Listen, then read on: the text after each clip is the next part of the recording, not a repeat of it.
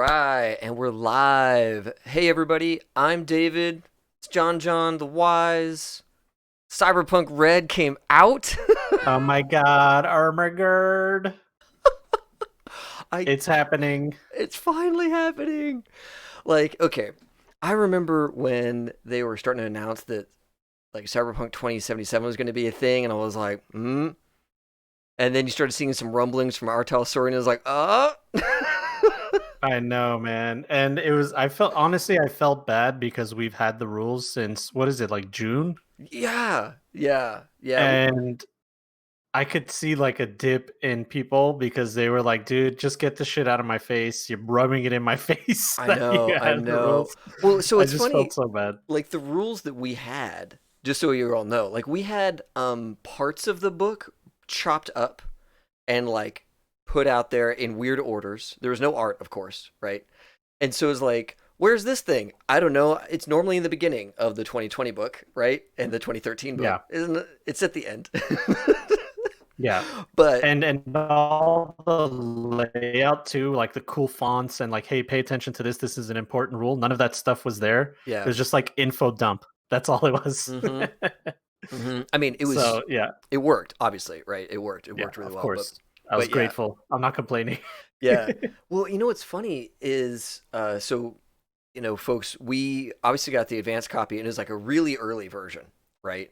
And then like I think they started circulating the what is the version right before they sent it to print with all the ads in it and all that kind of stuff, right? That was starting to go Yeah, around. yeah.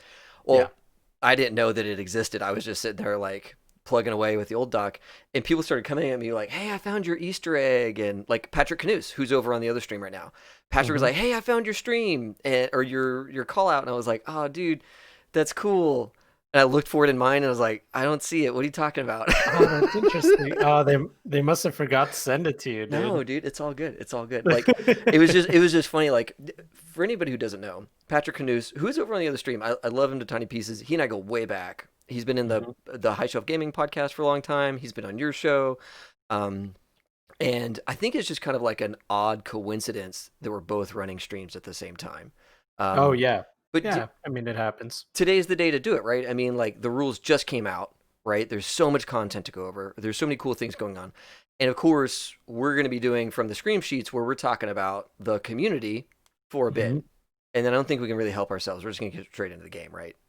Yeah, like our usual format, guys, is we have so many things in this Discord, which, by the way, you guys should be joining our Discord community. The link, we'll get it to you guys in chat. It'll be in the description below if you're watching the VOD. But this Discord community that we started, it was just so we can get people together to help them find games, prop up other content creators, and just make an actual like community. And it's Yes. turned into this amazing resource for cyberpunk game masters with plots and NPCs, tokens. I mean, you name it. Dude, If yeah, it's like the community resource right now. Um, Exactly. So David had the idea. He said, "Hey, why don't we get together and like showcase some of the things that people have done?" And I was like, "Oh my god, yeah, that's such a good idea." So that was what the first episode was about. That's what this episode was supposed to be about, but I mean, Cyberpunk Red came out. yeah. And David and I have been playing it for these past few months. And for all you guys, this is your first time getting involved in it. So I'm sure you have so many questions. There's so many things you just want to eat up everything there is about it. And we've been dying to talk about it. Yes. Yes. So so if we have a camera in front of us and a microphone and someone's willing to listen, we're ready to talk, dude.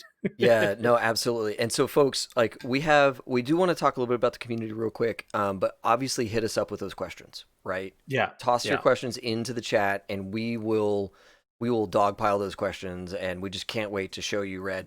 I've got the book ready to pull up. We can call out specific rules and all that kind of stuff, show you specific things, that kind of thing. Um, and I also have a little present to give to the chat. A little thing. Mm. I told a couple of people that we were doing this. I'm very excited about it. Big props to the High Shelf Gaming community. We have a couple of members that fancy themselves coders and that kind of thing, and they made a Roll20 character sheet for Cyberpunk Red using the full rules. So at the That's end of correct. this, I'll be handing out links for you all to grab it It's the straight code. It's not something you can select in Roll20 yet. They have not. They're likely not to approve this one because we actually have a second one that we're working on. So this one that we have is like bare bones. It's like the raw skills and all that kind of stuff. We'll be handing that out on the stream today. This is boom, the announcement that we're giving this to you all right now. Right? Nobody knew we were doing this. Like, haha, surprise! You get a Roll20 character sheet today.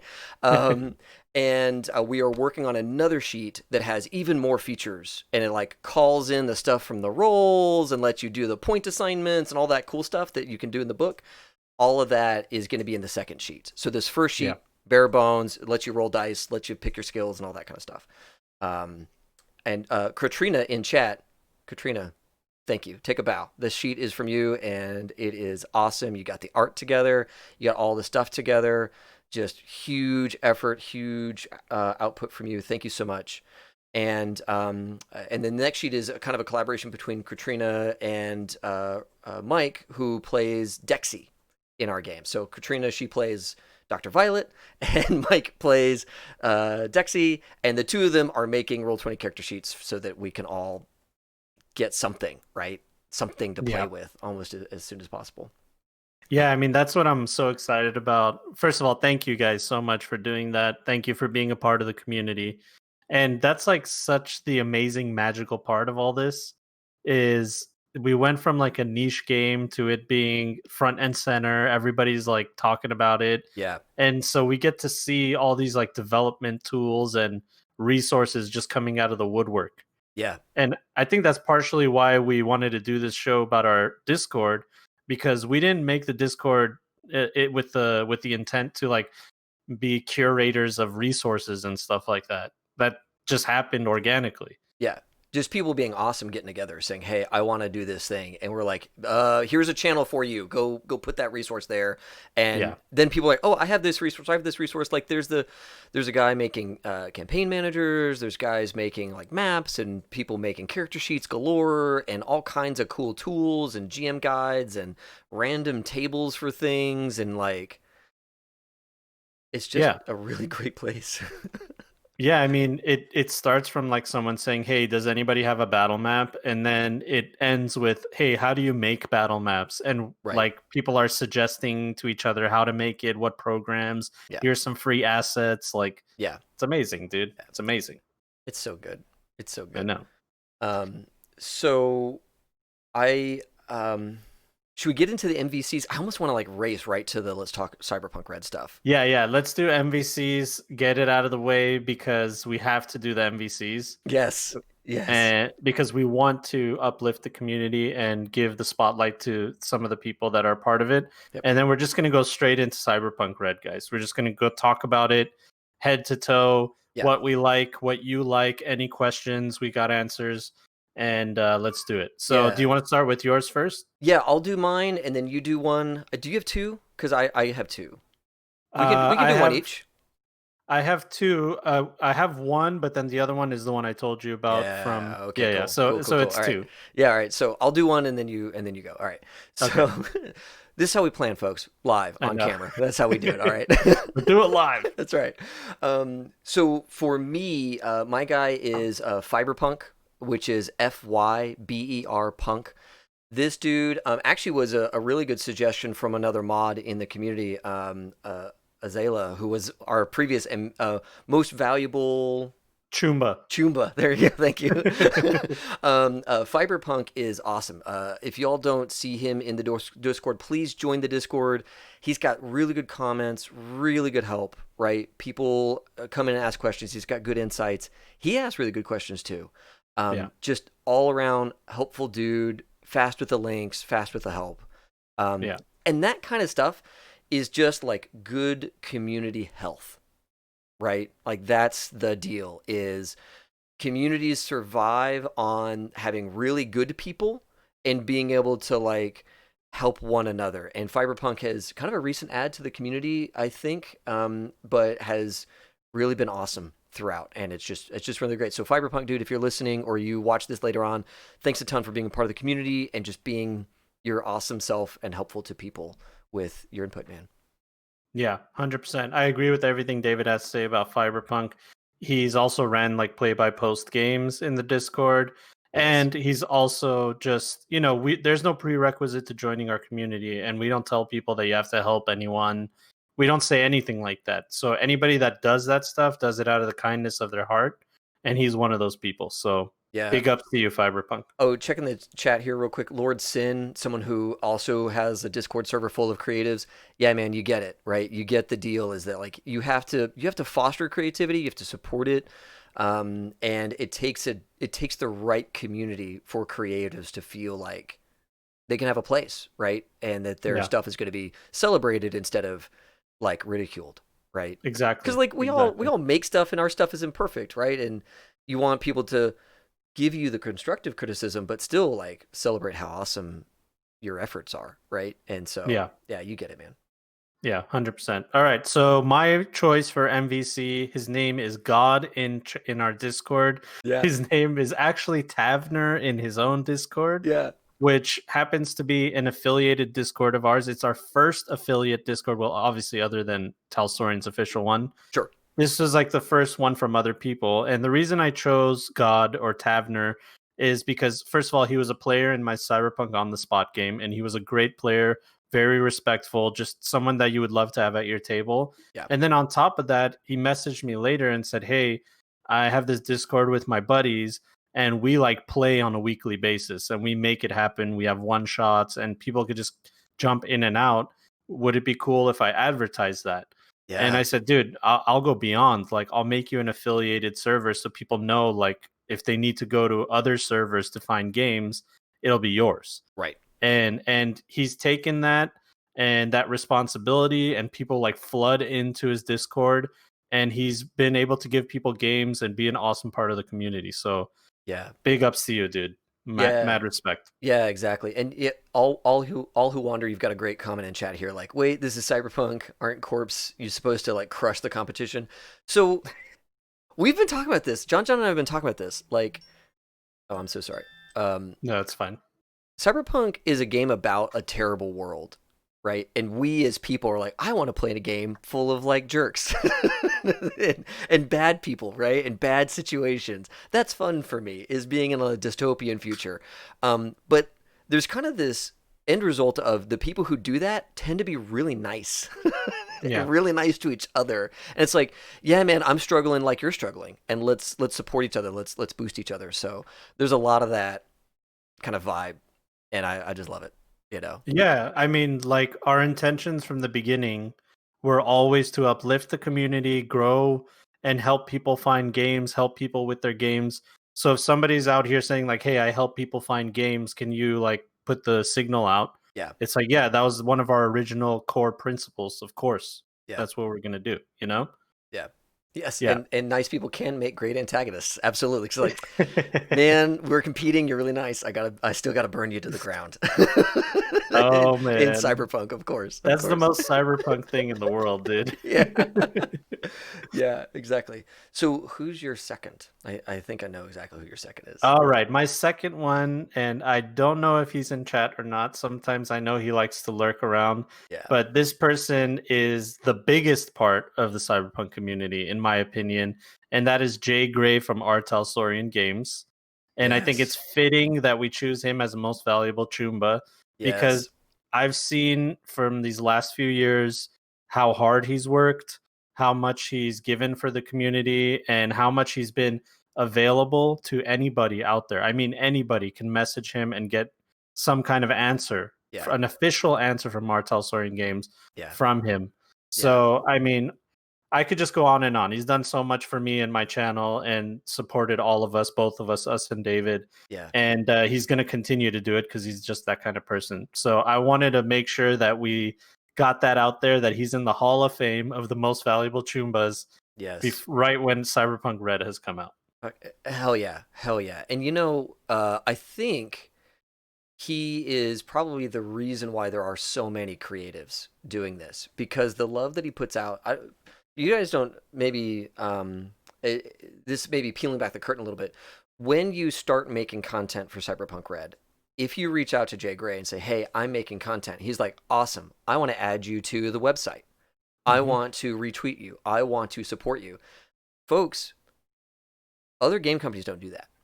And I have to add, sorry to interject, he doesn't care about your view count. He doesn't care about any of that. If you care about the game and you want to do good for the community, he'll Yes. back you up no matter what. Yeah. He is um like, oh man, I remember like we were started, I want to say 2 years ago. I think it was like 2019, 2018. We were playing our first 2020 game. That dude like grabbed video snips from our stuff and made like a promotional video for little old HSG. I swear to you, we had like 20 followers, right? I mean, we were nothing. And he messaged me, he's like, "Hey, why didn't you tell me you were starting a game?" I was like, "I'm shy. I don't, I just Yeah. want to make content. I'm not ready." I don't And want to bother you. yeah, You're a exactly. busy guy. Exactly. And he was like, "No, I'm going to make a promo video for you." He's like, "Oh my god." Yeah. He's an Yeah. amazing person. And It's I'm just so not good. I don't know 100% if this is true, but this is just speculation on my part, and maybe if you guys don't know already, but David and I, both of us, have Easter eggs in the book, Yeah. and Jay Gray's in charge of the layout Yeah. of the book. He's done the layout. I'm sure that he has something to do with both of us Yeah. being immortalized in the book, dude. Dude, like how amazing was that? Like I got Ah, choked up, right? Like Patrick Canoes told me about it, right? And yeah, then he told me too. Yeah, yeah, dude, that guy found all that stuff. And he's the then best. we got on with we got the book, me and the players were looking over it and I was like, "Hey, I think there's an Easter egg for us. I haven't seen it yet, but I heard that it's in there." And like Katrina was like, "Boom, page whatever." And I was like, "Whoa, whoa, it's Yeah, right there, right there." yeah, And dude. fun story about that. The tag right next to the High Shelf Gaming tag is food trucks. Hmm. Little secret, Jay Gray and I wax poetic about the Gen Con food trucks every year in private chat. Like, hey, Oh, have you seen the pierogi food truck this year? Oh yeah, there's this like pulled pork sandwich food truck. And so like he and I bond over food. yeah. So it's guaranteed. So then it's confirmed that it was his doing. That's why he's the Yeah. most valuable Chumba, Yes. because he put us in the freaking book, dude. Yeah. Yeah. Yeah. Yeah, and it's so lore friendly too, because it's in the garden, which is like Ziggurat's like I don't know, Facebook-ish Reddit, thing. Facebook, whatever you Yeah. want to call it. Yeah. So it's like, oh, there I am. I mean, I showed people in my family that don't even know, and they're like, all of a sudden, they're like, wait, what do you do? Why are you in this book? They What? all of a sudden care. Yeah, yeah. They thought I was just like doing dumb stuff at home in front of a camera, but then they're like, wait, you're in a book? It's Yes. like suddenly I'm validated. Yes. Yes. Yes. That is absolutely something you can show dad. Yeah, And be like, no, 100%. really, this is not just a thing. This is a real thing. Yeah, Oh my god. so big respect to Jay Gray for everything he's done for the community. I mean, Yeah. I could talk on and on about him. And we'll Yeah. have him on our podcast and you guys will see him more. Oh yeah. So, there it is. Yeah. Yeah. All right. So H- hit the book. Let's hit the book, baby. All Let's right, do guys. this. Let's do Cyberpunk this. Red time, ladies and gentlemen. Let's talk about Cyberpunk Red. Oh my god. So I have this All is the right. real book. I'm totally prepared, folks, to just like zip around and show stuff and talk Yeah. stuff. Like let's just do this. So what roles are in your game, John John? So in my game, we have a solo that doesn't use guns. Ooh, that's cool. Yeah. He's like my rules lawyer, interesting guy. He loves doing stuff like that. So he's a solo that doesn't use guns, a nomad, a rocker boy who's just nuts, and a net runner. Those are my four.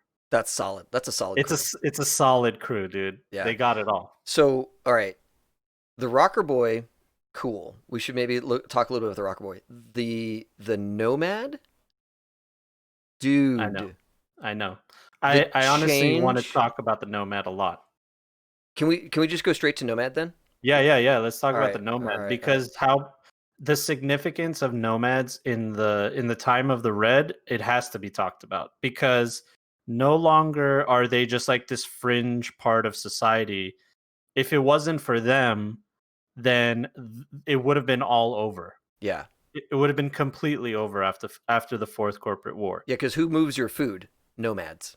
Yeah, and Who? you know what? Yeah. Simon from Wandering DM Simon, I had him on my podcast recently, and he Yeah. said like one of the most profound things.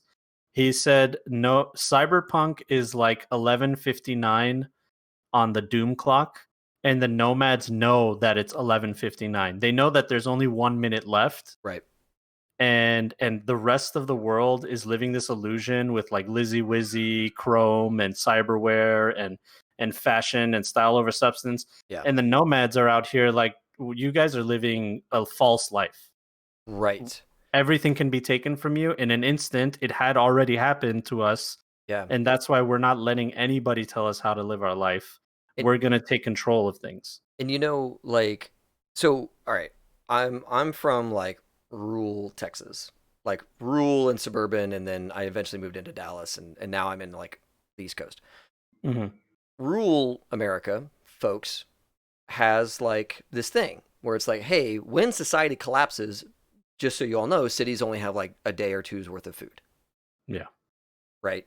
And so everybody's going to come to us. We're going to be the ones to catch the urban horde, right? In Cyberpunk Red, it's even like worse because the rural America was all hollowed out by biotechnica and all that kind of stuff. They like bought up all the farmland and nobody lived in rural anything. It was just agriculture, just automated agriculture, right? So then cities are collapsing and nomads like, okay. We're going to go out and get all this food and we're going to bring it to you and you're all going to live, Yeah. Yeah. and you got to pay us, but we're all going to live. Here's a really cool thing about the book. They got all these like little like call outs to everything else. Everything in the book is a link. Everything's a link, folks. So just Yeah. go there and jump down to okay. The nomads like get this moto ability.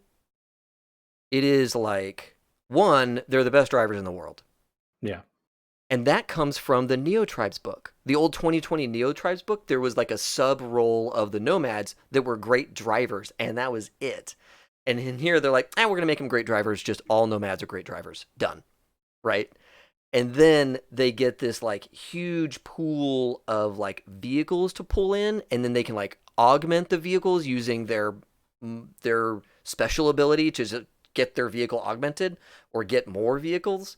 And it's one of those things that like, as you as a nomad get more powerful, it suggests that your family is getting more powerful Yeah.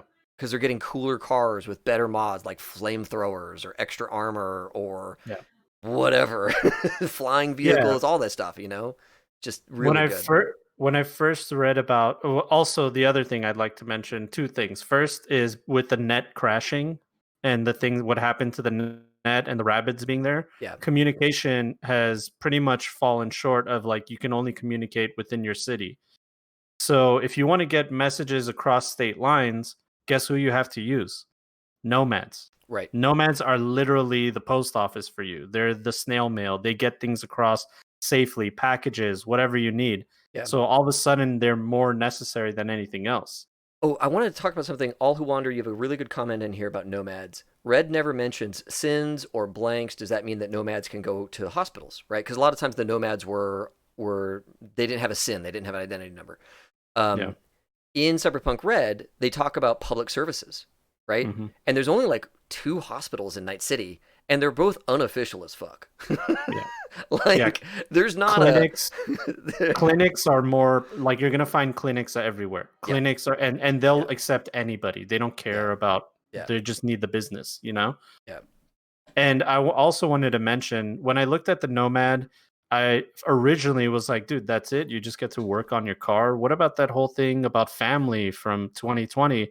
And then I realized, like, no, they're letting you know that that's baseline for all nomads to Right. have family. Right. That's a part of their lore. That's a part of their backstory. It's not a special ability. Right. It's who they are. Right. So their special ability is the car stuff. But Right. being able to call their family members for favors and being a part of that hierarchy, that's who they are already. That doesn't need to be like a skill. And they get into it a little bit to say that like there's a bunch of different types of nomad families. There are medical nomad families that run around chasing down cataclysms and are trying to be boots on the ground medical support whenever there's a disaster, right? Yeah. And then there's agricultural nomad families that, follow the, agriculture. And then there's construction nomad families and delivery nomad families. So there's a bunch of different types of families. Think of nomads as just straight up migrant work, right? Yeah. Whatever like job a city needs, if they don't have the local workforce, which they probably don't, they're already kind of at capacity. Phone up some nomads, get a couple of families in here, and they show up with all this stuff, right? Yeah. It's just really good. It's so smart. Yeah, I Um, love it. yeah. So yeah, I'm glad that we kind of start with the nomads. Um, Yeah. let us. Somebody had mentioned the media. Do we want Oh to should we talk about yeah, media? I mean, we could. dude, dude, Yeah. global influence. Yes, let's go to media. Yeah. I think media is like just up here just a little bit. Operator, that's for the fixer. I think media is Yeah. like next. Oh, lawman, yeah. I'm sorry, So guys, to just media make you one drive through. 151 is the page for Boom. their stuff. Thank you, sir. You got it. Oh, not all of it at one. I want 151, kids. There we go. Um, yeah, media. Oh, here we go. Media. Yeah. Oh, yeah, So yeah, yeah. so Here it is. their whole thing is rumors, Yes. and their really cool like pizzazz thing that they have is this bold text. When a media is actively looking for a rumor like this, they roll appropriate stat plus skill plus d10 against the DV of the active column the GM has set for the rumor based on how detailed it is. So the GM, before the session starts, or behind his screen secretly rolls to see how much of the rumor is possible, like is it possible for the media to find. And Yep. basically, if you guys have a campaign and you guys need information, the media is the one that can obtain that information or spread rumors or try to get things going in the direction that you need it to, and is like an invaluable resource in your game. Yeah. Yeah, and this is one of those things that like I know a lot of us play Cyberpunk for the like combat aspects, but it's it's probably worth noting that a lot of the roles are not combat roles. They're revolutionary roles. They're like information brokers, like fixers. They are influencers, like medias. They are straight up like um, mayhem instigators, like rocker boys. I mean, like there is kind of this sense of like you almost want one of these people to be in the group or near the group to like help give you the um, goal of the group other than just get cash, right? Like, Yeah. what is it that they're fighting against or fighting for, kind of thing. Yeah, yeah, What truth are they exactly. trying to uncover? All of that stuff. And sometimes, not sometimes, a lot of the times, problems are solved without bullets. Right. And the media is one of those roles that gets things done without having to fire a shot, without having to put themselves in danger, innocent people in danger. They can Yep. start a rumor, a substantial rumor that's big enough that the military will get involved, that local police will get involved, other edge runners, corporations, whatever. Yeah. They can weave that web. Yeah. And the top end on that stuff is you're talking to world leaders, Yeah. right? You're talking to like people who can make big, huge changes, and you have their ear, right? I mean, like um, that's Yeah. huge, right? And I want to know like, okay, well, how is it that like one media who has a rank in 10 something, why don't they just like run roughshod over all this? It's like because there's other medias, right? Yeah. There's other people competing for the same access, right? So it's not like you just have it and nobody's like gonna bump against you. Like no, there's competition at all of these levels, right? So if you're Yeah. the world's best media, well, there's another world's best media somewhere else, and they're gonna Yeah. they're gonna fight you, you know? Exactly. Exactly. Yeah. So yeah, it's definitely I would call it an advanced role, a nuanced role. Yeah. I mean, obviously, like a solo, it's straightforward, and there's some other ones that are straightforward. The media, the rocker boy, even the fixer, there's a lot of nuance to their role, Yeah. and that's what makes this game so amazing. Is they have all aspects for everybody. Yeah. And the I kind of feel like the media and the fixer and rocker boy on like a level, I kind of feel like the fixer is really tight. Like Hmm. they're focused on a very specific scope, Yeah, right? And they may be the fixer for the city. I mean, they may be top dog fixer, but like they're still like kind of tactical. They're still like in the street a lot of the time. Whereas like medias and rockers can almost very quickly get out of the street because of the how big their audience can be and how big their scope can be. Yeah, So exactly. so it kind of depends on like how big of a game you want to run. Like if you're going to run a gutter punk game that has a rocker boy or a media, at some stage that gutter punk crew is probably getting out of the gutter, right? Because these Yep. guys, their influence just gets that big. So just know that GMs as you're putting your crews together, that like Yeah. these guys are medium to high end access and adventure, right? Just because they don't stay in the gutter for long with their Yeah, and stuff. because the world of Cyberpunk has so many like official channels of like they have official news channels, they have official rocker boys or whatever you want to call that are propped up by corporations. Yeah, Because of that, the underground medias, the underground rocker boys, those are people that are sought after. We want the truth. When right, we're fed lies, we want the truth. right, So right. that's like a great angle for a player to play those kind of characters is someone trying to grind it and trying to get the truth out to people Yeah. or what they think is the truth. Right, yeah, and that's the other thing about this is that like you are trading credibility. That doesn't necessarily mean that you're dealing strictly in truth, right? Yeah. And that's a whole thing to consider. Is like perspective matters and all that kind of stuff, and that Yeah. makes for interesting story and interesting conflict, and those great things. So Yeah. chase that. Exactly. But yeah, Um, I do plan on making like I'm gonna do a role breakdown for each one of these because I think they've changed so much since 2020 yeah, in such a positive way that it needs totally, to be said. It needs to be broken down. totally, yeah, agreed Yeah. completely. And sorry to make you all just look at text, but just I just wanted to show off like when you are top end media, you get huge access and influence. Um, so yeah, all good stuff.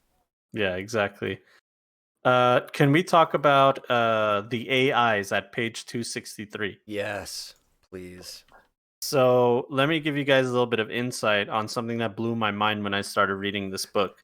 So we all Real know. quick, I'm whenever I put it into the PDF, I'm one page behind you, but it Uh, lands me on an interesting thing. Drift nations, just so y'all know, there are floating cities on the mhm. drift out in the ocean. The deep down, just so y'all know, there are cities under under the surface of the ocean, right? Yep. A lot of people don't like play with those. Then there's the high riders, the guys up in space, right? So just they update you on all this stuff, okay? And those are things that you can have in your game. People from those places are wild and crazy, but yes, the AIs. Thank you, John, Yeah. for bringing us here. Yeah, no, and to touch on that, it's like the world is so screwed over that wherever you can call a place home, you'll call it home, whether it's in space or underground or whatever it is. Technology has allowed us to be able to live in all these different places. So it's like we'll call home wherever we're safe, Yeah, you know? yeah, So yeah, I wanted to talk about AIs, but first before we set this up, so we all know that the net has gone all screwy. Going into the net is suicide for a net runner. right. But there is a portion right here. Okay, here, right there. It says on the right hand side of the screen in the middle, the infamous rabbits Yeah. that roam the net are a form of CPP AI, which is one reason why these types are so feared. For the most part, since war's end, the rogues have been in fierce struggle with Netwatch to claim control. Blah blah blah. All right, that's not the quote that I was looking for. What I was Oh, looking sorry. for, no, Maybe no, it's up no. here. I thought it was because I saw that. But Hmm. basically, there's a quote in there that says that AIs are ignored by the rabbits. So if there's an AI in the net, the rabbits ignore them. You can like freely move through the net.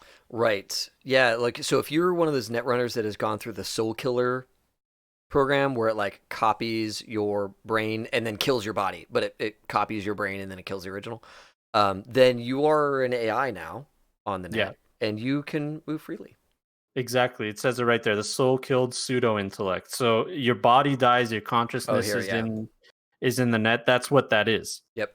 So people like Alt Cunningham in the storyline, she's one of those people, and it's said here like that's probably why the AIs ignore them Right. because Raish was like, I don't want to hurt my friend Alt, you know? Right. And And good question in the chat from Consave. I already love where you're going with this. Can you fake being an AI? Hmm. I mean, that sounds like a great campaign idea, is trying to come up with that. Yeah, Corporations find out that you have that kind of technology, they yeah. start coming after you, vying for you. Because I mean, like Raish, like he's the one who built the net, right? And so he knows all the underpinnings. He can do yeah, whatever he wants on the net. And if you're gonna fool him, you're gonna be good. You're gonna be yeah. real good, because it's See, the the thing is, architect. it's left ambiguous. We don't know if all those rabbits are his consciousness. It's just like a weird copy of him. Like we just don't know. Right, But it's assumed that he's one step ahead of everyone because he was when he did this shit, right, right? right. So let's move on to the scary shit, which is the transcendental sentience AIs, the TS AIs, right there. Yes, yes. So these are AIs that just like appeared out of the old net. They were put together, asked to do things, and then like they kind of just came out and were like, hey, we're self-aware, we know that we're AIs. So these are not human beings that became AIs. Right. These are like legit AIs that are AIs in the net, in the old net.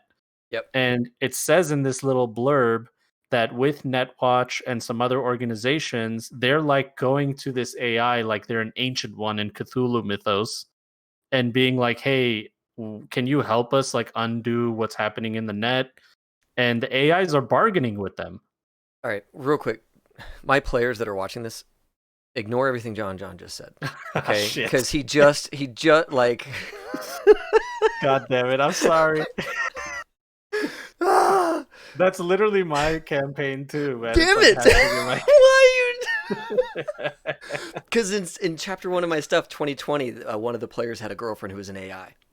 Oh, dude, one of the players, they rescued someone and a soul killed AI. Like they saw the body die, and they saved her body and put her consciousness and put it in a cyber deck.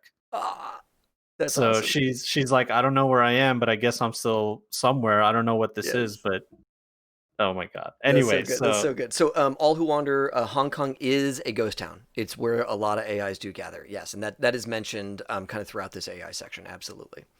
yeah, Um, and as you can see, it says to allow the old net to be reestablished in some mutually acceptable form. That's what they're brokering some kind of deal with them. yeah, It says it right there on the left hand side. yeah, I mean, what the hell is that, dude? yeah, yeah, yeah. Because that's one of the things I love about it is like the old net was big enough and strong enough to support wandering AI, right? Yeah. And so like sometimes they get the question of like, well, where are these AIs housed now? Like, where's the compute for that? It's like the old net is still there and on. Like nobody's turned it off because on the old net are all the old secrets, all the old schematics and designs and lost tech and all the locations where all the good stuff is. And you Yeah. don't you, you can't just give up on that, No, so I mean, like no. it's yeah, Corporations have their entire databases of information there. yeah, I mean, we all know in our world today how valuable information is. yeah, If it wasn't so valuable, there wouldn't be so many predatory privacy kind of things going on with all the social medias and stuff. yeah, So yeah. imagine if all these companies that put all their eggs in the information basket lost Right, everything. right. Yeah. Hey, thanks for the follows, guys. You're all awesome. Thank you. But yeah, it's just I love what they did with the AI. In one of my interludes between chapters 2 and 3, we had Raish make a deal with an Arasaka netrunner Mm. because they had stolen something from him from the old net, and he was like, "If you give that back to me, you and only you will have safe passage." And she Ooh. was like, "Oh, I'm taking that deal." And she went Oh back yeah. out, stole the stuff back, and put it back into Raish's hands. And he was like, "Okay, Yep. thank you." Dormammu, I've come to with Yes. a bargain. Yes. Yes, exactly. Exactly. So this stuff is fun, right? Play with Yeah. these things, GMs. These are all wonderful GM tools. And players, like, absolutely some really great questions in chat about like, well, hey, can I fake being one? Can I have a Yeah. relationship with one? It's like, absolutely you can have a relationship with one. Netwatch has a relationship. You should have a relationship too. Yeah. Be careful. I know. See, but what you're Be asking is, careful. you're saying, can I fake it? It's like, well, can you fake the best net runner of history called Raish Bartmos? Can you fake him and make him think that you're not a human being? Then yeah, I guess if you want to try and do that, go Yeah. for it. But just know all of Netwatch couldn't do it. Right. But games are like that, right? That could be part of the Exactly. fun. That could be part of the That's fun. what makes it amazing. Yeah, if you Yeah. do. And I think that all of this, and if we have a chance to talk about Ziggurat, is another thing, is just Red trying to catch up with our times. So R.L. Stine wrote this book, and they wrote 2020. They predicted a bunch of stuff. Right. They got some things wrong, Sure. and they totally didn't take into account other things that how would they even know? You know. Yeah. Yeah. So now, It was written in like the 80s and 90s when a lot of this stuff didn't exist. yeah. So now we talk about AIs. We talk about the internet. We talk about social media, and these kinds of things were not like big parts of the 2020 storyline. Right. And now they're just like they're moving the ball up to where it's supposed to be, and that's part of it. Yeah. So here, folks, I'm gonna search for John John real quick. Oh yeah, 386 There it or is. 356. I mean, So yeah, dude. so the garden, right? I mean, just to look at the garden real quick. Yeah, there you are, baby, right over here on the right hand side. So the garden is obviously a place where assets are listed for people to consume, with a couple of advertisements for like the Graph 3 hauling giraffe situation, which looks so dope. It looks so good. Yeah, And then John John's there, hanging out there I am. as one of the keywords. But you can see just on this site that this is like them introducing that, hey, we get it. Not everybody's going to jack in to do net stuff. Some people are just going to go to websites. We get Yeah, it, right? exactly. And I think that a lot of times people who are like into data security are like, oh, I want to be a net runner. And then they read the rules for the net runner and they're like, what?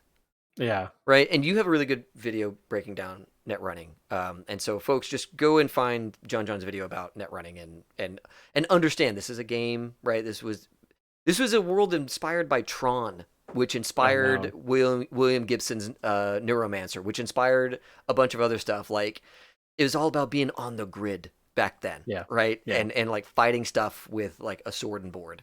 Hmm. And so it's just a different assumption about what the net was going to be, and Yeah, uh, and like now things are different. Now things are changing, and they're putting that in the game.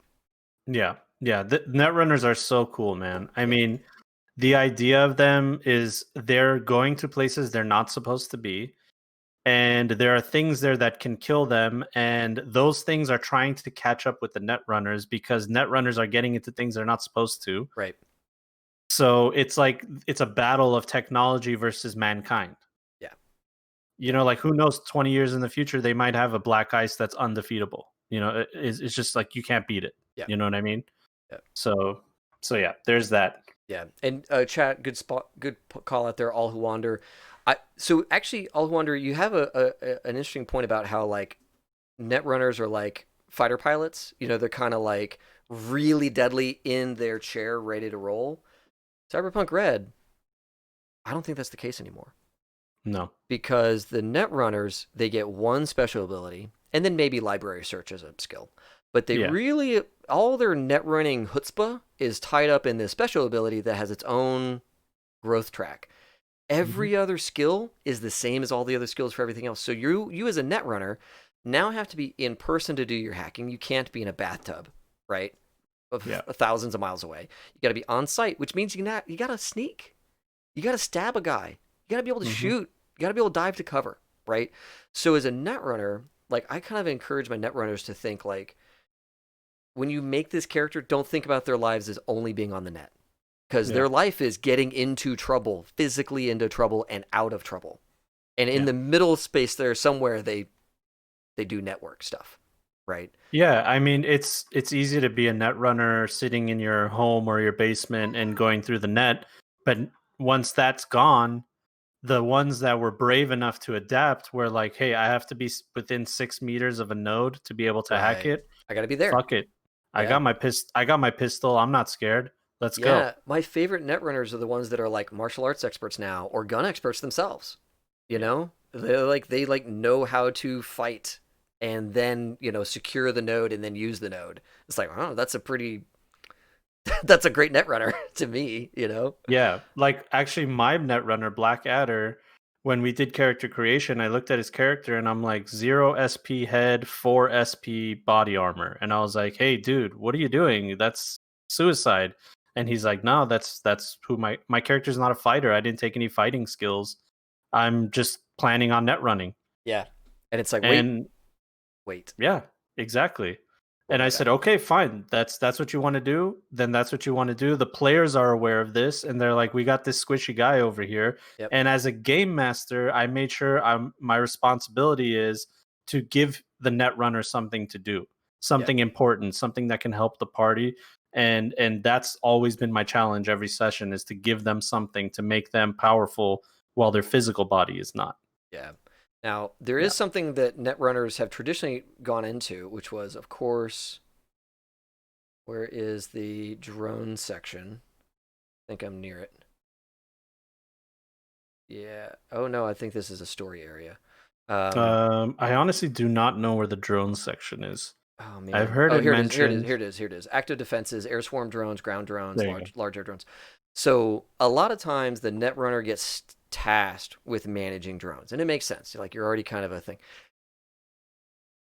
I frankly think this is a tech role. I frankly think that the techie is going to end up owning the drones, because look at all these electronic security tech skills. Yeah. The tech gets a bonus to that kind of stuff. Yeah.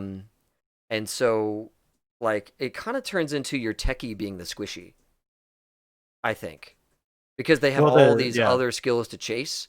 And there's a lot of reasons for them not to chase like a martial skill, because they've got so many other disciplines to go after, cyber tech and electronics tech and Yeah. all this other stuff going on. Yeah, the techies have the potential to break the game. And it's even said in their role, like in their information, it's like, hey, by the way, we're giving you guys free reign to do whatever you want with this techie, Yeah. but be careful, because you could literally break the game if you're not careful and you don't follow these guidelines that we've set out. And even if you do, you might still break the game. You know what I mean? Yeah. Yeah. No. So, And um I I love that about the techs, because the techs got such a huge boost over 2020. yeah. It was like, you get this skilled jury rig where this thing won't break for a couple of combat rounds. Yeah, you're like a glorified handyman, but not in red. No. No. No.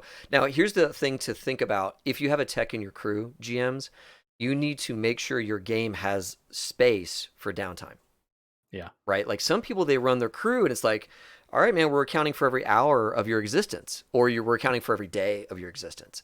And some of those tech roles where you're like building something or augmenting something, their clocks on that could be a week, I think, on some of the bigger tasks. So you need to make sure that if you have a tech and you want them to have the room to breathe and to create, to invent things into your world, you want to give them that downtime, right? Yeah. Which means the other people need to be doing something too. But like, the tech needs to be able to have that latitude to create.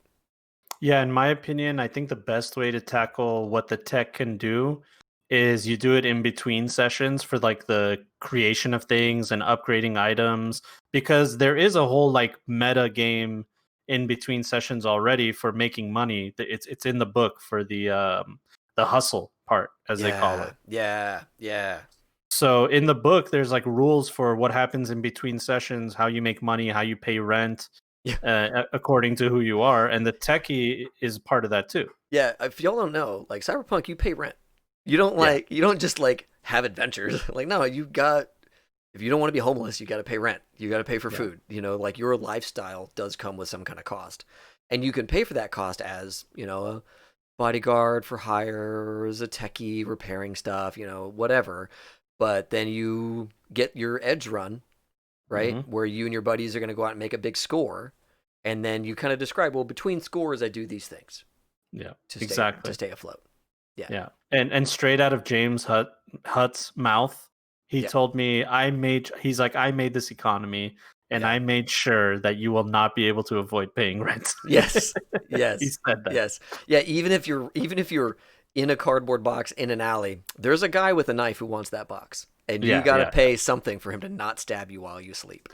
And there is no forgiveness, late penalty. No, you're on the streets, or you're dead, or Yeah. your liver's gone, Yeah. or Yeah. something, dude. Yeah. It's like, don't worry. Yeah. If your landlord says don't worry about it, you need to start worrying about it, because that means he's already sold half your organs. Yeah. He's just coming for him. And I just want to like recommend to you guys, as soon as you get the red core rulebook, when you get to the techie part, read it very carefully, Yeah. because literally there is a it's a blueprint to make any item in the game, upgrade any item in the game. You want a flamethrower guitar, you can do it. Yep. You want a grenade launcher on top of your bicycle, you can do it. Like whatever you want to do, it gives you the ability to do anything. Yeah. And it's one of those things where uh, you mentioned that it can be pretty powerful, and that's true, right? So like this is one of those things that like as a tech, you want to work with your GM, right? You got to figure out like, okay, I want to make this thing that's really powerful, and then as a GM is like, okay, well, what happens when an exec sees that thing wandering the street? And like, Yeah. cool, I'm gonna copy that, Yeah. right? So as a tech, you're like, I want to make this powerful thing. It's like, then consider who steals that from you. Just the idea of it, right? Yeah. So like, there's all these games you can play just on like your mad scientist player making something, and the GM's going, yes, yes, yes, that thing's very powerful, and now this guy has 30 copies of it, Yeah, and it's exactly. coming back at you. It's like, oh no, what do I do? Yeah. And I mean, even lore wise, they're so important, the Yeah, techies, because in the time of the red, things are hard to come by. Just anything, whatever, food, guns, shelter, yeah, all the stuff is hard to come by. So if you have some guy that's like in making the things that people can't get, that brings a lot of attention to you guys, you know? yeah, yeah. So yeah. Yeah. And interesting comments in chat about medtechs being able to remove organs and cyberware. Totally true. Techs Yeah. are there to augment the cyberware, right? Make those changes. Like all the I had talked about this in my deal about the guns being rather kind of boilerplate. Techs, of course, can augment the guns, Yeah. right? Like you want to add some crazy stuff to your guns, get a tech, pay him some Yeah. money. And he throws some resources into it, some time into it, and now your gun does whatever else, right? Yeah. Whatever Yeah. like So custom thing you want. you want, like, let's say you have a rate of fire 1 weapon, he can make it a rate of fire 2 weapon. He can give you a +2 to hit. He can Yeah. make the longer magazine capacity. Right. You can do anything you want, Right. as long as you have the money and the materials. Right. Yeah. If you want like all those like rails doing all this crazy stuff on it, get a tech, and the tech will make all Yeah. that happen for you. Um, Yeah. yeah. I Should we love it. field some questions from chat? If you guys have any questions, go ahead and shoot it at us, and we'll be more than happy to answer them. We are getting close to an hour, aren't we? We are pretty close to an hour. Yeah, we've been going. I know. Just excited as we are. It Um, flew, man. yeah, yeah. What's your time like? Do you need to go add an hour? I can do a little bit past. Okay, I don't want to get you in Yeah. trouble. Like it, Yeah, no, no, no. we're That's fine. both dads, folks. So like I know. we can only go so long. Yeah. I think I do like 15 minutes after. Yeah. What's up, One Quit? Yeah. Welcome to the show, dude. So yeah, let's do a couple of questions. We've gone through a few of the roles and talked about some of our just like we've just been gushing about the game, honestly. Hmm. Okay, cool. Luminous Saber. Hypothetically, if you were to make a character and AI, soul killed or transcendence, how would you set it up? So the way I would set that up, frankly, is to first pick where they live. Do they live on one Hmm. of the city nets, or do they live in old net? Right.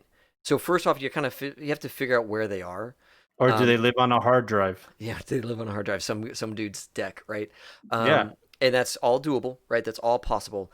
And then what I would do after that, like as a player, you have to kind of figure out like, do I interact with the physical world and take on like a traditional role, or am I doing like the netrunner thing or something else along those lines? You have to kind of figure out what your deal is. But absolutely, I think that there is a lot of room in here for a player to say, I want to be an AI. And here's the constraints. Here's the things. Like maybe I'm a solo AI and I inhabit some little drone, Yeah. right? That has the cyber deck tucked up into its belly. And I have all the cool solo stuff, but I'm an AI in a Yeah, or drone a body. robot, in a big robot, like a combat robot Yeah, or yeah, something, like a prototype one that you put your consciousness in. yeah, Or maybe you're literally just in a hard drive, and one of the players walks around with you, and you're the party's net runner. right. You know what I mean? Yeah. I'm going to go to the cybernetics section. Oh, that's follow the towers. We don't want that. Looking for Borg. So there was a question in here from Dritz about how would you convert 2020 Borgs into red? right? Oh yeah, that's interesting. So let me get down to the Borg stuff. Um, Yeah, they're lightly mentioned. they are I think lightly mentioned. Here's nope, Cyberlegs. Sorry, to just scroll through Borgware, it's 116, 116. Oh, but that's I think I just passed it. Oh, Borgware. There it is. Okay. yeah. So okay. In 2020, you could buy individual Borg pieces. And if anybody doesn't know, if you get like a Borg torso, all your organs are gone. It's all Mhm. cybernetics at that point. And so the lung function, the heart function, the organ function, that's all being replaced by machines. Um, and you could part together a Borg if you wanted to. The humanity loss on that was like gigantic. It was huge, right? Yeah. And then in the Chromebooks, they came out with full body conversions. The alpha, there's a couple other full body conversions out there Yeah. where it's just like And your brain goes into the brain pan up in the skull of the cyborg or in the belly. yeah. I saw plenty of those, like plenty of my players like, nope, my brain's in the belly where I got layers of armor. Yeah, and the argument was like the reason why you're not cyber psycho is because you accepted the fact that you're a machine. There is no like, am I a man or a machine? Right. You're like, no, I'm accepting the fact that I am no this. I've evolved to this. Yeah. And cyber psychos are people that are like they are battling with the idea in their head. It's like a psychosomatic kind of thing. Yeah. Yeah. And so there's some good call outs in chat about therapy. The med Mm, tech can be therapy for, so yeah, if you have a Borg on your team, get a med tech to help them. There is some permanent humanity loss, right? No matter what, if you start doing all these things. The way, let's see here, I think the way that 2020 did the full body conversion is they basically took all of the like fixed humanity costs spend, and then instead of doing all the die rolls, they just said, all right, we're going to take the fixed values, done, and then we're going to do one 2d6 or 4d6 die roll. yeah, And that's the full body conversions. Like you spend a bunch of like, gotta spend humanity loss, and then you do like one die roll that kind of encompasses all this other stuff. Instead of doing it piece by piece, you do it all at once. And that's how they kind of made the full body conversions work. And then also therapy, right? And so I would consider as a GM, this is GMs, you got to think here, right? Like, how do you want to do this? I would consider doing something similar where one, they have to go through therapy, right? And two, go ahead and take on all the permanent humanity loss for Borg stuff because there's a bunch that you yeah, lose just off the top of humanity. You lose all that, and then consolidate the die roll into like one or two 46 rolls, right? yeah. That way you're not guaranteed to be cyber psycho. You should be close, right? Yeah. For But not some people, they will be cyber psycho, right. For some, they would be cyber psycho. because they're unlucky. Yeah, right. Yeah, pretty Yeah, I mean, much. 46 is a lot of dice. This is a I big know. number. So that's kind of how I would do it: is try and make a way for it to fit so that's not you're not paying for each part individually. Because I Yeah. think even with therapy, paying for each part individually with humanity, like you might still end up cyber psycho, or you could. I haven't actually done the math on it yet. Yeah. And there's actually a really cool section of the book on page 231 called mental trauma. Yes, that's And the other way you lose humanity. Of course, dude, trauma. you can lose humanity from traumatic experiences, long-term mental stress, long-term and there's a chart there that tells you like examples and how much you would lose. Yep. So this adds a whole new layer of humanity loss to your game where if something like crazy happened and the players have witnessed it, they might all start you lose humanity right there, Yeah. Yeah. you know? Um, Okay, so I want to get to a couple more questions. Dix of Hazard, great name. Um, Awesome. you ask if there's drugs in Cyberpunk Red. Yes, there are drugs in Cyberpunk Red. There are useful drugs mentioned, primarily useful drugs like stims, fast heal, um, uh, what is it, antibiotics, and a couple other things that are mentioned. Yeah. Um, But as far as like street drugs go, they are in the game. yep, Like synth coke, black lace, and so it's yep. actually like right above the Borg stuff that we were looking at. Oh, And fair enough. in my opinion, I had an issue with it in 2020, how it was so severe and extreme, and I think Dix of Hazard said that as well. Yeah, So it's up to you. I mean, to do it the way you want, but being able to get addicted to a drug on your first dose is kind of like it's a little bit out there for me, to be Right. honest with you. Yeah, and I think that there's honestly, like some GMs are gonna be like, yeah, that's what the whatever drug review board says. That's how it is in my game, right? And it's like Yeah, other guys like, dude, I've done that stuff, and no, you know. yeah, So like, I think that you as the player GM, you need to kind of navigate those waters, yeah, quite honestly, exactly. Yeah, because the like our Talsorian is not telling us a lot here on that yeah. front. I don't think. No, and I think it's okay for them to take this stance. Like, I'm not trying to glorify drugs or anything like that. I'm aware firsthand of how terrible they can be. I've seen it and all that. Sure. But a DV15, if you fail that, you're addicted. I think it's a little severe. So maybe I'll make it a DV10. I should say that what that he's talking about there, that's the resist drug and toxins skill. So there's actually Yeah, a skill at not getting addicted. exactly. So if Yeah, your character is like, hey, I'm the solo and my solo takes stims to be better in combat, well get that resist toxins skill up, right? So you can hit those DCs. And then talk to your DM about changing the difficulty values. How about that question from ConSave? Do you have any downtime tips for rocker boys other than playing bars or street corners? Yeah. So rocker boys need to have some kind of purpose, right? Nobody listens to your music if you're just in it for the cash, Yeah, right? So you need to get involved. You need to have some kind of cause that you go after, right? And it could be just like your friends and like what they're going through, or it could be like, I don't know, some big political thing or some big poverty thing or whatever. Let's just pick something that your rocker boy cares about and make sure that he does care about it, that he does get into it. Because otherwise, if you're just in it for the cash, then I think you're missing a big story opportunity. yeah, yeah. And think about what rocker boys do in our world. It's not just playing music or recording music. They do book deals, they do interviews, they're in movies, they're on podcasts. So your rocker boy is a beacon of hope for people. There's somebody that they look up to. So they have to make appearances somehow, some way, whether it's through the city net and Ziggurat using their apps and stuff like that, or if it's literally just being in the place that they need to be. Yep, yep, yep. Yeah. Yeah, and I love all the chat about the drug situation here.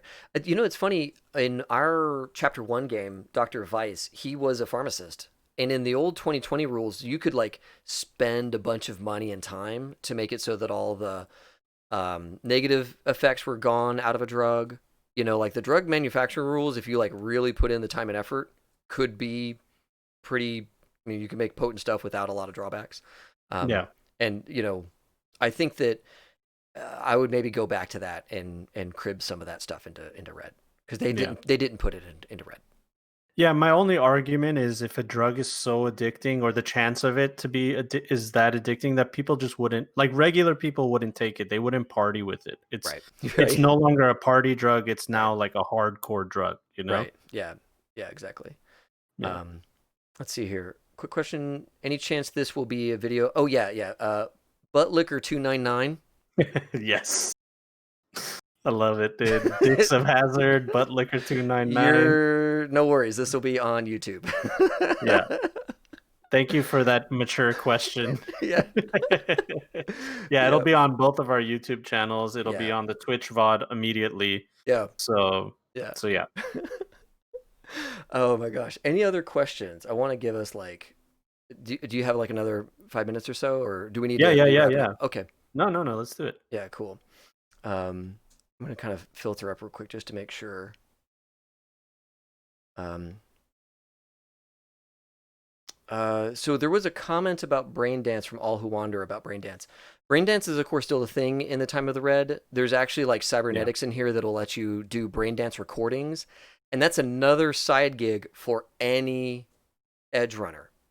Because you got to think there are beavers out there, like just normal people out there that are like, I want to live like an edge runner for an hour and just like have that high octane life. Like one of you should be recording your shit for for edge running, for the brain dance, right? Like Yeah. that's a whole side gig you could get a lot of money on.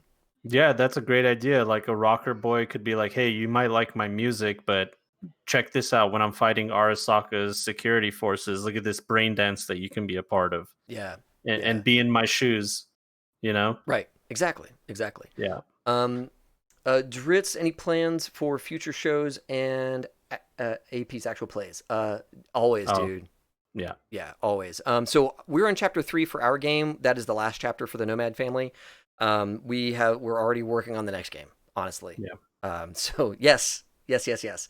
And Yeah. I'll be doing a GM tips series. I'm like working on that right now. I've got it all mapped out. So I'll be doing a little like quick hit videos on how to run games in sci-fi/cyberpunk is what I'm going to be focusing on. So it won't be really necessarily on the rules. It'll be on like how to go from being a player to being a GM kind of Yeah. thing. Nice. I can't wait for that. I love seeing stuff like that. Yeah, man. Yeah, for me, I mean, our wise guys story arc, current arc is about to end. And my problem is there's so many things I want to do. Like I want to play a game with Baby Beard Media. I'm working with the Roll to Yes. Cast people to play a game with them, to Yep. run one for them. And I want to do Cyberpunk on the spot again where the public can play in my games. I did that before. And, there's just so many things. Videos, Yeah. working with David, doing this Yes. kind of thing. Yes. I really want to be collaborating more. That's my one big thing is like HSG had been like its own little bubble for so long. We were doing the West Marches thing, which buried me in work. And West Marches was a lot of fun, but it was really a lot of effort, right? So Yeah, it is a lot of effort. I really want to start collaborating more with more of these teams, and have you on mine in my game. I'd love to be into your game as like a guest bot or something like that, and just do that kind of fun stuff.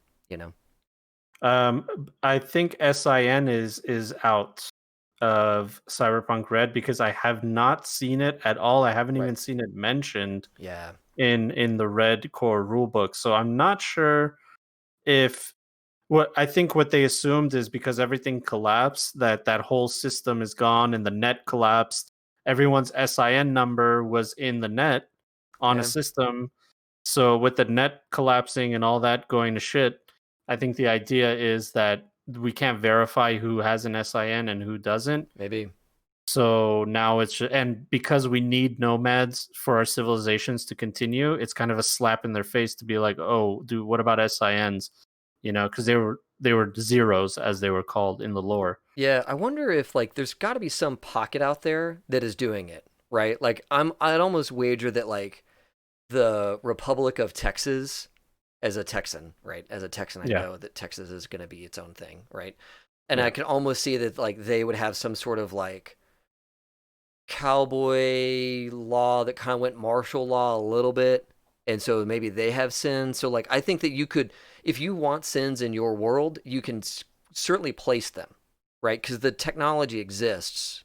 It's just been destroyed by Raish. The normal practice of it's been destroyed by Raish. So I yeah. think that you could still seed it in there.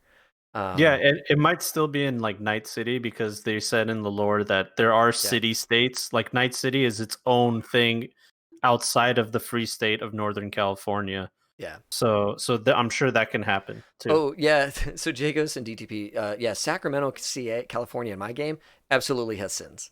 They are an authoritarian state. They are awful. You don't want to live in Sacramento in my game. Yeah.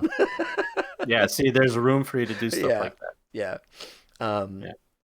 are we? Let's see. I want to give All Who Wander Night City Chronicle organized play comeback. So there's a question in there about from All Who Wander about the organized play crew doing their games again. I'm sure they're going to pick it back up. I think they had to go on hiatus because of some kind of like personal thing. Hmm. But I mean, there's a bunch of people out there who want it, and Yeah. I hope that they can organize that again. I Yeah, maybe personally don't maybe know. Red will get them back together. Yeah, yeah, So yeah. You're right. Organizer got ill. Yeah, and so I hope that they do it again. I haven't heard of anybody who's gonna like pick up the mantle, but it would be really cool for there to be a semi-official organized play. yeah. Yeah.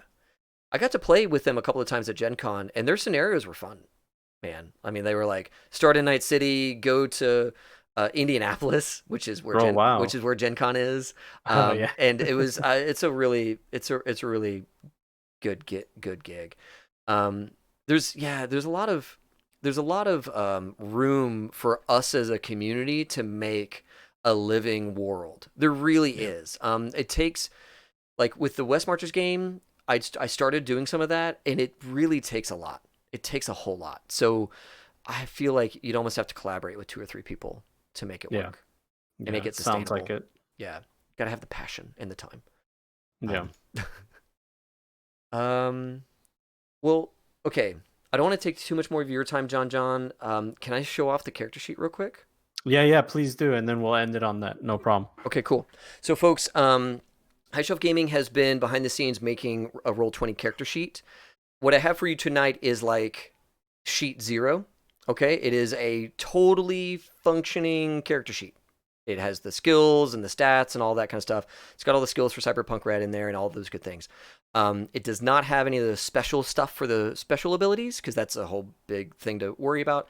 We are making a new sheet already. We are building it from the ground up. This sheet that we have, I'll just go into my game real quick. This sheet that we have um, is already in Roll20. The way to get access to it, though, is you have to, one, have a Roll20 Pro account, because what I have to deliver you today is the code that you would put into your game. And I'll just pick on Mono here. This character sheet has stats. It does the hit point calculation correctly with the new hit point rules in Cyberpunk Red, because they changed it from Jumpstart Kick to Red. Helps you track your humanity, your experience points that you're getting, and then all of the skills are represented. And they're currently organized the same way that they are organized in the book. Okay, so like body skills and social skills and all of that kind of stuff. And if you wanted to roll one, I'll just put it over here. Roll endurance, and then I don't know if it shows up. Yeah, it'll show up. It'll say, hey, critical failure, subtract 8 from the roll. This shows up here. So it does all the crit success, crit fails, all that stuff is in there. Sweet. Yeah, so all of this stuff is there. Here's how you get to it, and here's how you use it. So I have a GitHub. I'm going to toss this link here in chat. And anybody watching this on YouTube, the link is in the show notes. Let me go back to this here. Actually, here, let me link straight to the project, not to the README. So in the project, there are 2 files you need. There's an HTML block and there's an XML block, or sorry, a CSS style sheet. So download these 2 files out of GitHub, and then you're gonna make a new game. I'm gonna exit out of this. How do you download? You just right click save as, or Yeah. Right click save link as. Save link as. Okay. Yep. Got it. Yep. And then in Roll20, before you launch your game, you go to settings, game settings, and I know I'm doing like instruction on the stream, and that's kind of wild. Go to settings, No, game that's settings. good because you could pause and go back from the VOD, so it's fine. Do it. Yeah. So then you scroll down. Character sheet template is going to be custom, and you're going to copy and paste the HTML into the HTML tab and the CSS into the CSS tab. And that's how this character sheet gets built into your game. Be careful. If you already have a game in Roll20, don't use that game. Make a new one. Because this character sheet has custom values and all this kind of stuff. If you have stats on some sheet or something like that, the stats from that sheet will not move into this sheet. This has to be a new game set to custom, and then you can bring this stuff in. And at least today, you can have a Roll20 game with a Cyberpunk Red character sheet. Again, this is sheet 0. It is basic functionality. We really, really like this. We are making another sheet that we will submit to Roll20 for approval. And once it's approved by Roll20, instead of selecting custom, you would just scroll down and find Cyberpunk Red in the pull down, and just boom, that's the sheet that we made, right? Yeah. And I know this community is amazing, and there's lots of people making character sheets, and that's awesome. Frankly, because we had early access to the book, we said, I know, let's make a character sheet so that as soon as possible, there is something in Roll20 that people can play with, right? Yep. And so that is the gig. And All Who Wander, you're talking about Foundry. Foundry, there's a guy already making a thing for Cyberpunk Red in Foundry. Yeah. So like, if you're on the Foundry train, stay on the Foundry train. He will feed you stuff when he can. But if you're Yeah. in Roll20 and you have Roll20 Pro, grab our HTML code and style sheet out of our GitHub and use it, right?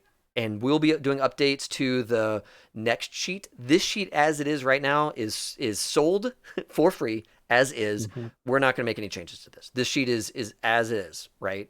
With better sheets coming, kind of thing, with more features and all that kind of stuff. It's awesome, man. Thanks for doing that.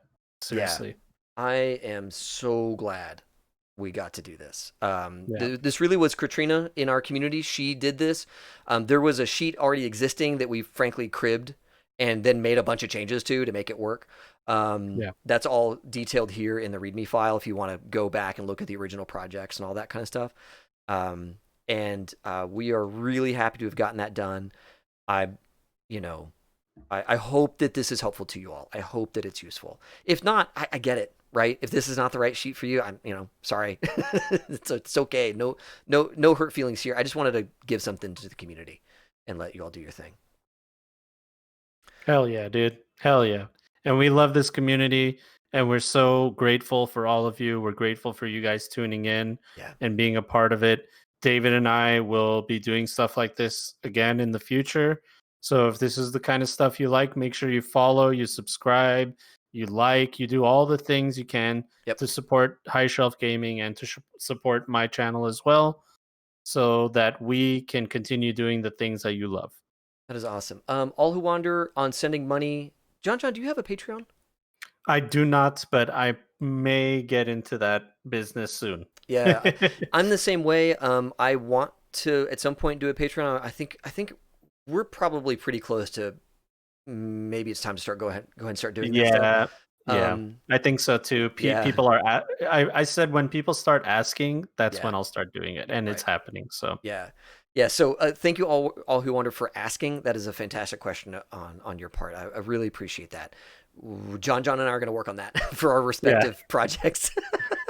our next project is taking your money. That's right. That's Yeah. right. That's right. Oh my gosh. Okay. Well, everybody, thanks a ton for tuning in. You've all been great. If you're watching this on YouTube, thanks a ton for watching. You've all been fantastic. Of course, join the Discord. It's linked down below. It's linked in the chat a couple of times in the Twitch side. Join the creators, join the GMs, right? Like we're all trying to boost each other and help each other. It's a really fun, friendly community. And normally we focus only on community, but today we just couldn't help ourselves. We had to talk about Red, right? Yeah, I know. Yeah. And if you guys are content creators like the Con Save, you guys should be following the Con Save. Yeah. They're in chat. They're also doing amazing things. Yeah. If you guys are creators out there that want some advice, want some help, the Discord is there for you. Literally, that's Yeah. what we created it for. We'll help you, we'll support you. Yep. And we're honestly just fans ourselves. So we love seeing that stuff. Yeah, we're fans with extra time. That's Yeah. why we're doing this. I know. And chutzpah, as they say. Yeah, exactly. All right, guys. Well, everybody at home, thanks again for tuning in. We are going to sign out. So, again, I'm David, High Shelf Gaming, John the Wise. We're all from John the Wise. That's right. Everybody, have fun and play well. Bye, guys.